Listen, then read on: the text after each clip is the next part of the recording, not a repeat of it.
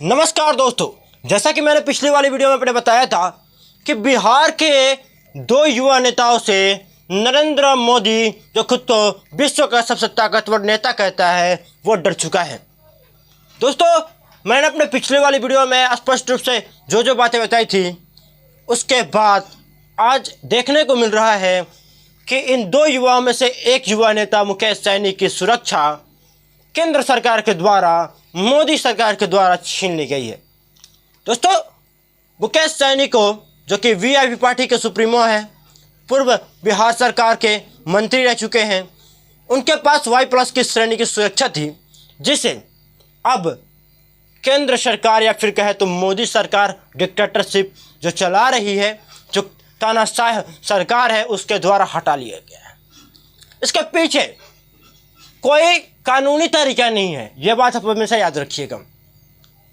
कुछ मिनट पहले मुकेश सैनी बयान देते हैं, केंद्र सरकार और नरेंद्र मोदी पर तीखा हमला करते हैं, और उसके कुछ घंटों बाद ही सरकार के द्वारा इनकी सुरक्षा वापस ले ली जाती है।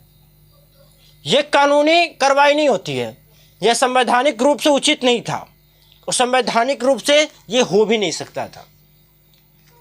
किसी भी नेता को सुरक्षा मिलती है तो किसी न किसी प्रॉब्लम की वजह से सुरक्षा मिलती है, या फिर कोई बड़ा पद पे जाता है तो उसके कैटेगरी के हिसाब से उसको सुरक्षा मिलती है। उसकी सुरक्षा को हटाना रहता है तो धीरे धीरे कम किया जाता है सुरक्षा, अचानक से सुरक्षा नहीं हटाई जाती। दोस्तों, अभी के समय में एक बात देखें तो जो डिक्टेटरशिप की बात हो रही है भारत में, जो तानाशाह नीति की बात हो रही है भारत में, वो स्पष्ट रूप से दिख रहा है।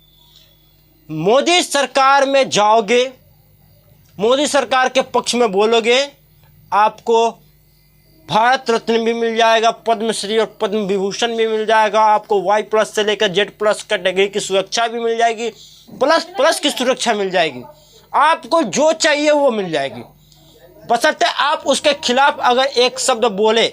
आपको अगर Z+ की सुरक्षा भी है तो वह भी वापस ले ली जाएगी।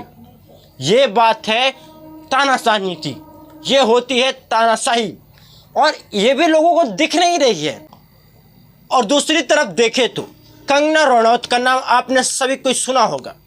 यह एकमात्र एक्ट्रेस थी जो कि केवल और केवल बीजेपी के सपोर्ट में कुछ लफ्ज़ क्या बोल दिया, कुछ अल्ट-सल्ट बयान क्या दे दिया, मोदी जी इतना खुश हुए कि उसको Z+ की सुरक्षा देती।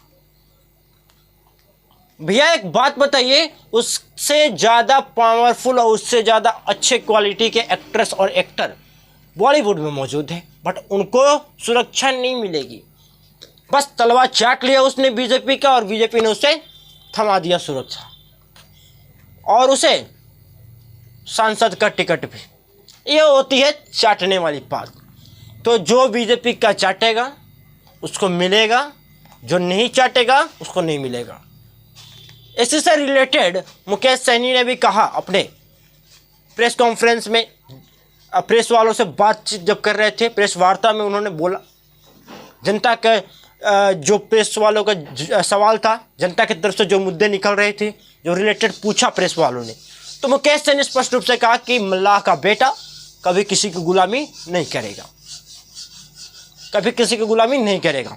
तेजस्वी यादव ने भी बाइट दिया और उन्होंने कहा कि केवल और केवल तानाशाही नीति के तहत ये सारे कार्य किए जा रहे हैं, कार्रवाई की जा रही है, और अगर आप कितने भी ज़्यादा अधर्मी हो, कितने भी ज़्यादा लुटेरे डाकू हो, चोर हो, अगर आप बीजेपी में जाते हो तो आपको मोदी वॉशिंग डिटर्जेंट पाउडर से धोकर आपको फ्रेश कर दिया जाएगा, आपको स्पष्ट रूप से साफ कर दिया जाएगा, आपके सारे काले कारनामे धुल जाएंगे। ये हो चुकी है तानाशाही। तो लेकिन ये तानाशाही आज के समय में लोगों को दिख नहीं रही है। दोस्तों, मेरे हिसाब से ये आखिरी चुनाव होगा अगर लोग लोकतंत्र बचाने के लिए वोटिंग ना करेंगे, डेमोक्रेसी को सेव करने के लिए वोट ना करेंगे, अगर फिर से मोदी को वोट करेंगे और मोदी की सरकार लाएंगे, तो फिर आगे वह ज़रूर देखेंगे।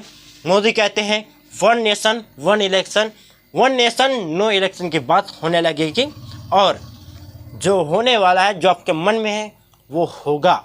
जो आप सोच रहे हैं कि शायद ये ना हो, मोदी एक बार और अगर जीत गया तो वही होने वाला है, इलेक्शन नहीं होगा।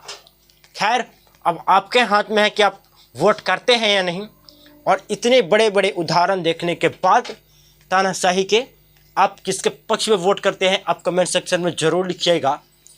और आपको ये तानाशाही रवैया मोदी सरकार का कैसा लग रहा है ये भी कमेंट में लिखिएगा।